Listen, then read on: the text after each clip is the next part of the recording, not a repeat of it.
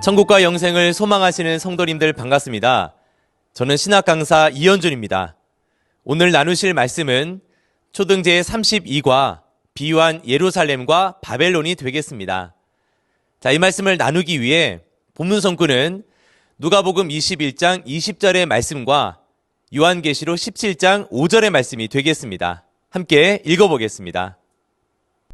너희가 예루살렘이 군대들에게 에워싸이는 것을 보거든 그 멸망이 가까운 줄을 알라. 그 이마에 이름이 기록되었으니 비밀이라.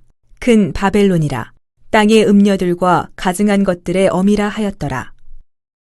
네, 마지막 때를 예언하고 있는 누가복음 21장의 말씀과 요한계시록 17장의 말씀을 읽어보셨습니다. 먼저 누가복음 21장 20절에서 21절까지 말씀을 살펴보시게 되면 예루살렘이 군대들에게 에워싸이게 되거든 멸망이 가까이 온 줄을 깨달아야 된다고 하셨습니다. 그래서 그때는 다 어디로 가야 됩니까? 산으로 도망하라 말씀하셨는데요. 멸망이 가까이 온 줄을 깨달은 자들은 산으로 도망해야지만 구원함을 받는 자들이 되는 것입니다. 그렇다면 마지막 때를 살아가고 있는 신앙인들은 먼저 이 예루살렘이 어떠한 예루살렘인지를 반드시 깨닫고 알아봐야 하겠습니다.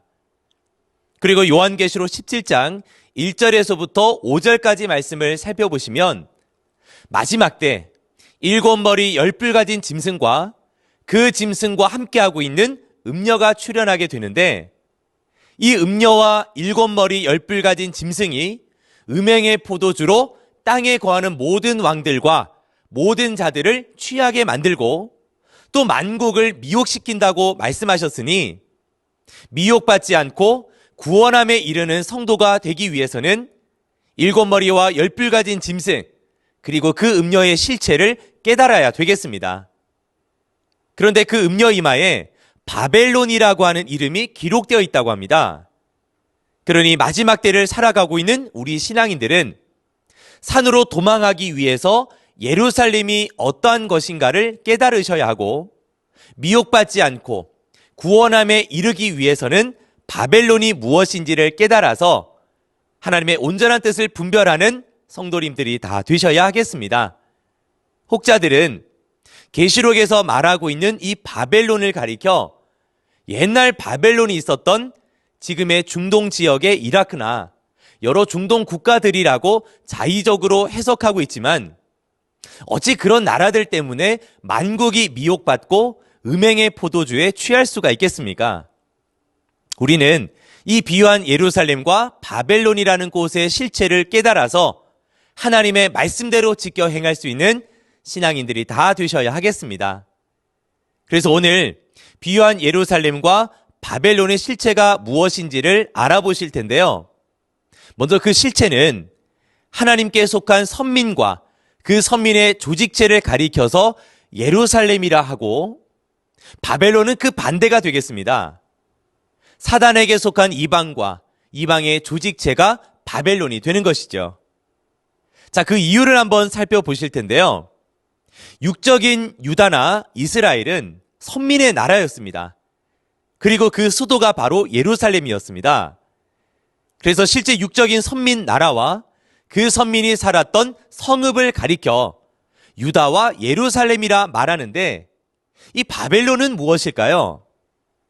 실제 육적인 바벨론은 선민 나라였던 유다나 이스라엘 민족들을 멸망시킨 대표적인 이방 나라입니다. 오늘 알고자 하는 것은 비유한 예루살렘과 바벨론, 예언서에서 기록된 예루살렘과 바벨론에 대한 것인데요. 그런데 예언서를 보실 때는 예언서에 등장하는 사람의 이름이나 또 특정한 지명이나 나라의 이름 등은 그냥 쓰여진 것이 아닙니다. 역사적인 배경을 빙자하여서 비유로 기록된 말씀이라는 것이죠. 그 예를 한번 살펴보기 위해 신약의 대표적인 예언서인 요한계시록 11장 8절의 말씀을 한번 읽어보겠습니다.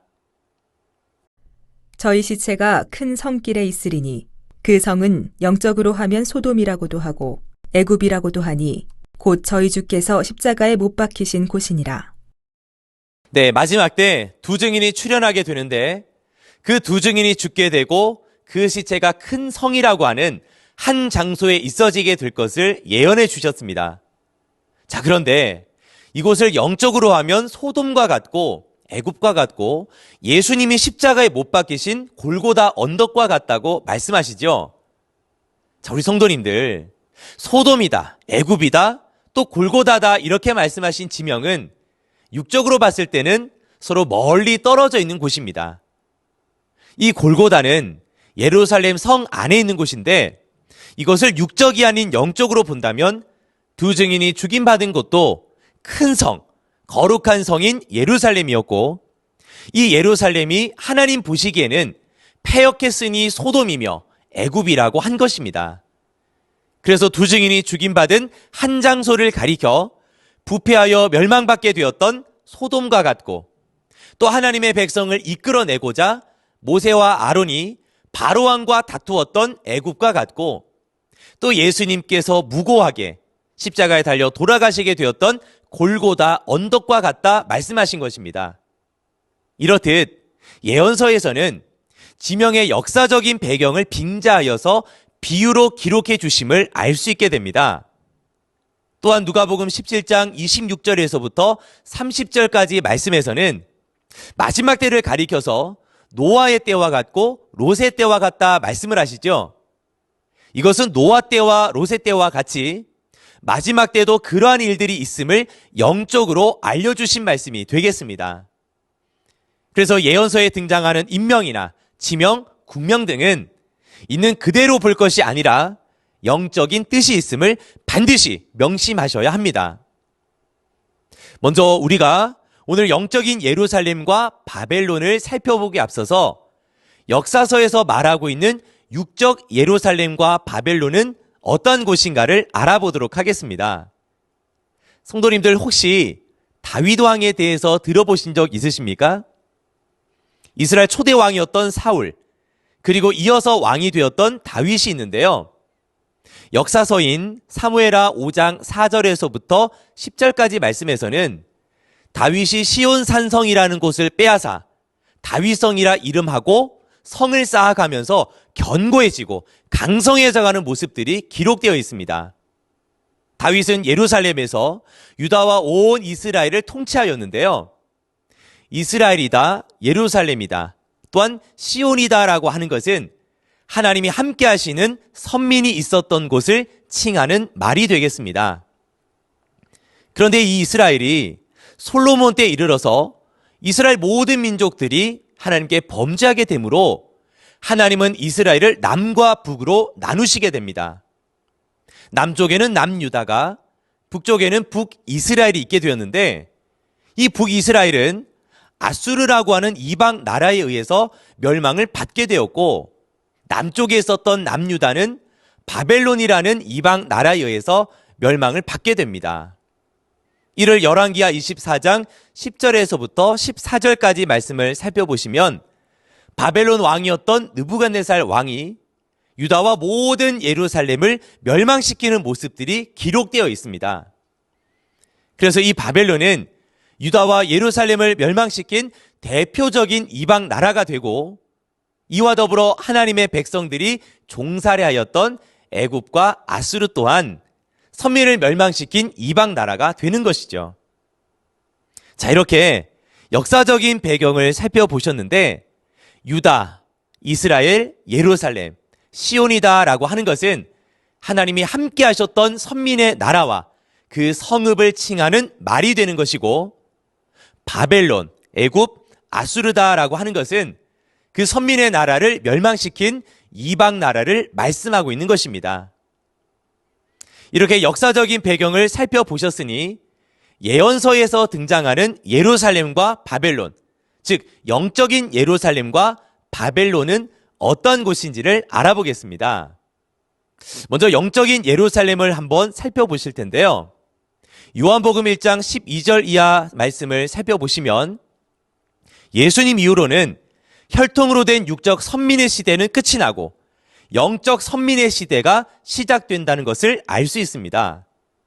즉 예수님 때를 기준으로 그 이전은 육적 선민과 육적인 이방, 예수님 이후에는 영적 선민과 영적 이방인 것입니다.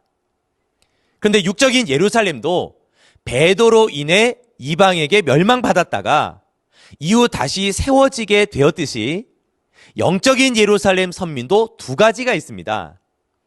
하나는 베드로로 인해 이방에게 멸망받는 예루살렘과 이후 재창조된 진리의 성읍 예루살렘이 바로 그것입니다.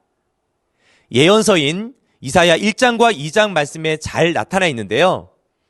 이사야 1장 1절에서 4절 말씀에서는 하나님을 저버리고 패역한 유다와 예루살렘에 대해서 말씀하셨고, 그들이 이방에 의해 멸망받고 무너졌다가 이사야 2장 1절에서 4절 말씀에서는 다시 창조되어 하나님이 함께 하시는 예루살렘에 대해 약속하셨습니다.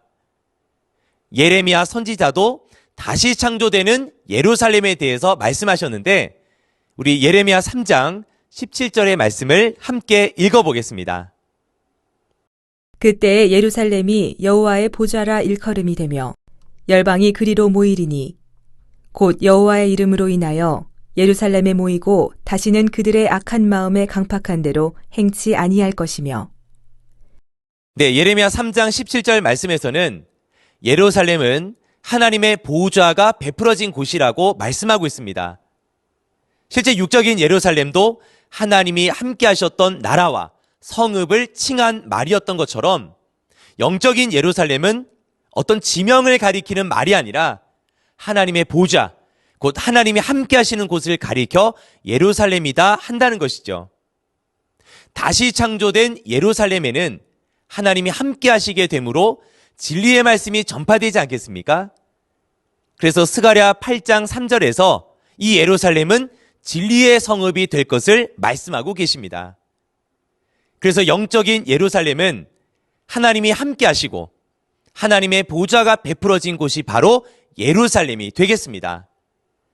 예수님 이후로 육적 선민의 시대는 끝이 나고 영적 선민의 시대가 시작되었다면 이제 육적인 예루살렘이 중요한 것이 아니라 하나님의 보좌가 어디에 베풀어져 있는가를 깨달아서 영적 예루살렘을 온전히 분별하시는 우리 성도님들 다 되셔야 하겠습니다.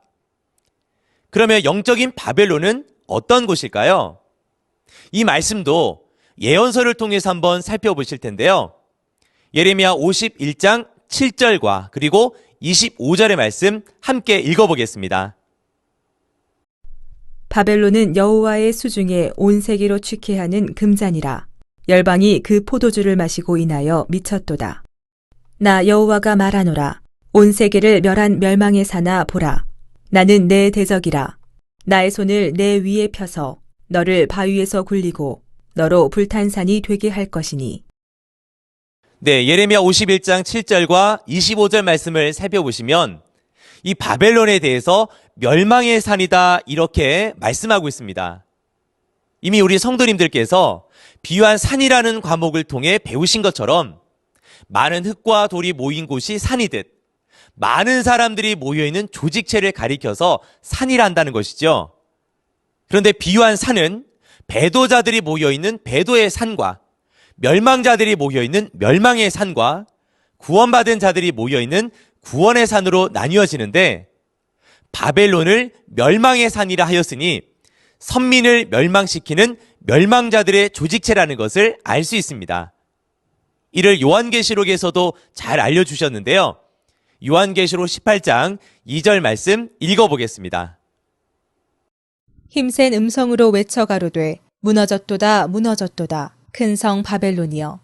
귀신의 처소와 각종 더러운 영에 모이는 곳과 각종 더럽고 가증한 새에 모이는 곳이 되었도다. 네, 요한계시록 18장에 있는 이 예언의 말씀에서도 바벨론은 어떤 특정 나라를 말하는 것이 아니라 귀신의 처소, 사단이 함께하고 있는 곳을 가리켜 바벨론이다라고 하는 것이죠. 정리하면 영적인 예루살렘은 하나님이 함께하시고 하나님께 속한 선민의 조직체가 되는 것이고, 바벨론은 사단이 함께하고 있는 이방, 사단의 그 조직체가 되는 것입니다. 그리고 영적인 예루살렘은 배도함으로 멸망을 받게 되는 예루살렘과 다시 창조된 예루살렘 두 가지로 나뉘어집니다. 자, 이제 영적인 예루살렘과 바벨론의 의미를 살펴보셨으니 그 순리를 한번 알아보도록 하겠습니다. 구약의 역사에서는 예루살렘이 있었고 그 예루살렘을 멸망시켰던 대표적인 이방 나라로 바벨론이 있습니다. 이것은 구약의 역사인데 이를 통해 말씀하신 구약의 예언이 초림 때 어떻게 성취되었는지 알아보겠습니다. 하나님이 함께 하시는 선민을 가리켜 예루살렘이라 하였습니다. 요한복음 1장 6절 이하 말씀에는 하나님께로서 보내심을 받은 자가 있는데 그가 바로 세례 요한이었습니다. 그 세례 요한의 제단은 하나님이 함께 하셨으니 이곳이 바로 영적으로 예루살렘이라 할 수 있겠지요. 그런데 이 세례 요한의 제단이 마태복음 11장 12절 이하 말씀에는 서기관 바리새인들에 의해서 침노당하게 되고 빼앗기게 되었습니다. 예루살렘을 멸망시켰던 나라가 바벨론이라 한다면 세례 요한의 제단을 멸망시켰던 것이 서기관 바리새인들이 되니 그 서기관 바리새인들의 조직체는 영적으로는 바벨론이 되는 것입니다. 구약 역사에서도 바벨론이 예루살렘을 무너뜨렸고 이 예루살렘 선민들은 바벨론에 의해 70년간 포로 생활하다가 다시 돌아와 예루살렘을 회복하였습니다. 그러니 초림 때도 서기관 바리새인들에 의해 세례 요한의 제단이 무너졌으나 그것으로 끝나는 것이 아니었고 이제 새로운 역사가 시작되는데 그것은 과연 무엇이었겠습니까?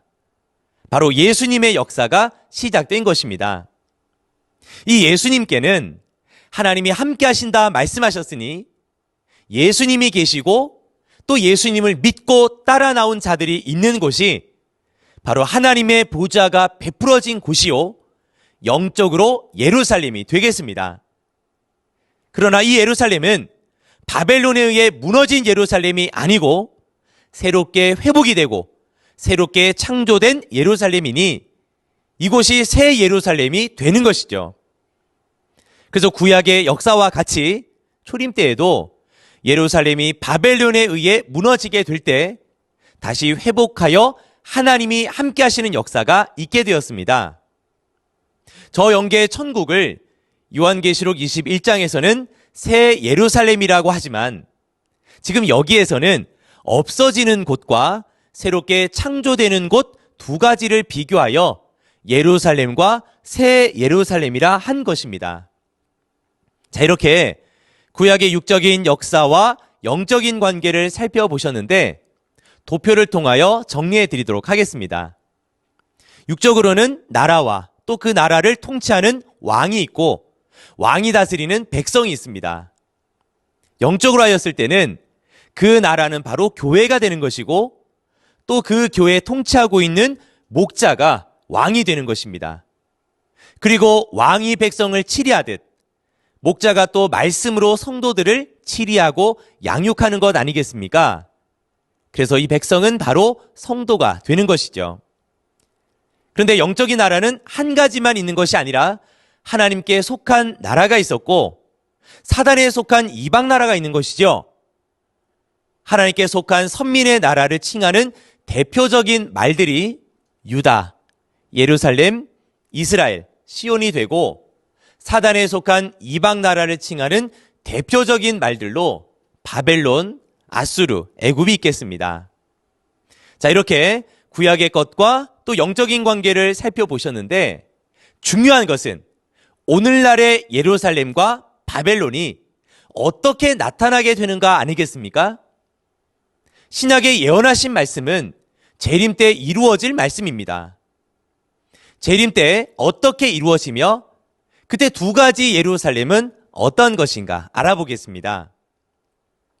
신약 예언의 말씀을 우리 처음 시작할 때 본문 성구를 통해서 살펴보셨는데요.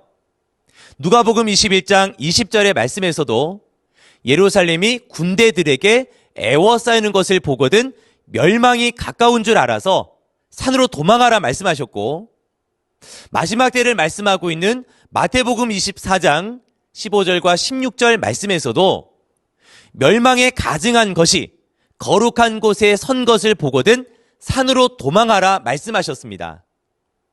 그렇다면 이 말씀이 어떻게 성취되었을까요? 먼저는 계시록 1장 20절 말씀을 통해서 본 바, 이 계시록 말씀이 성취될 때는 길을 예비하는 장막이었던 7 금촛대 장막이 있게 되고, 이 7 금촛대 장막에 예수님이 함께 하셔서 역사를 베푸셨으니 이곳은 하나님이 함께 하시고 또 말씀이 선포되는 것으로 보아 영적 예루살렘이 되는 것이죠.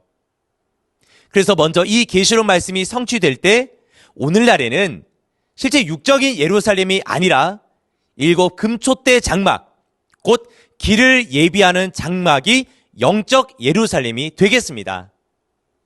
그런데 이 예루살렘이라는 7 금촛대 장막에 요한계시록 13장 1절 이하 말씀을 살펴보시면 바다에서 7 머리와 10뿔 가진 짐승이 들어오게 됩니다. 그리고 이 7 금촛대 장막을 그 짐승들이 멸망시키고 무너뜨리는 모습이 나오게 되는데요.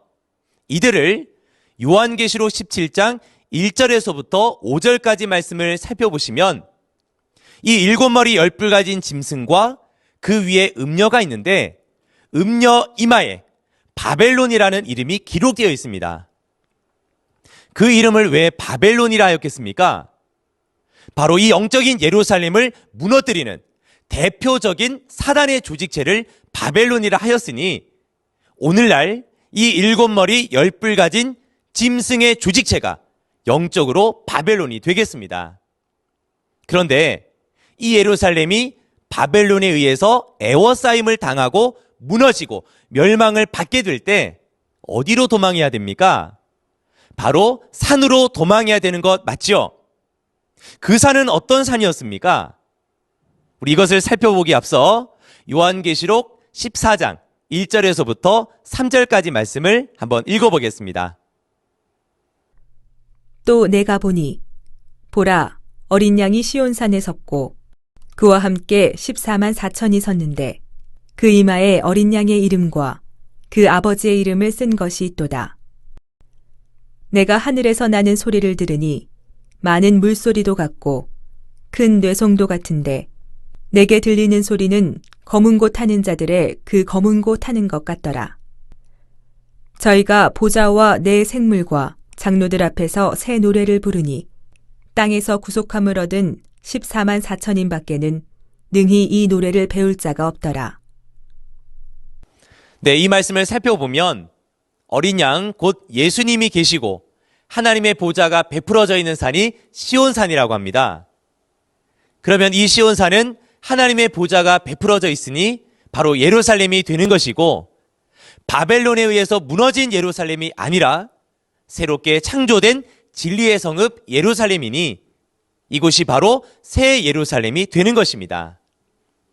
그래서 이 새 예루살렘에 하나님의 보좌가 함께 하신다 말씀하셨는데 그 하나님의 보좌 영계 천국을 요한계시록 21장에서는 거룩한 성 새 예루살렘이라 하는 것이죠. 하늘에서 이루어진 것이 새 예루살렘이라면 이 땅에서도 새 예루살렘이 등장하게 되어 12지파를 이루고 하나님의 백성들을 모으는 역사가 있게 되니 우리 모든 성도님들도 이렇게 이루어지는 새 예루살렘, 하나님의 나라를 찾으셔서 하나님께 구원과 영생의 참된 복을 누릴 수 있는 우리 모든 성도님들 다 되셔야 하겠습니다. 이제 핵심을 정리하겠습니다.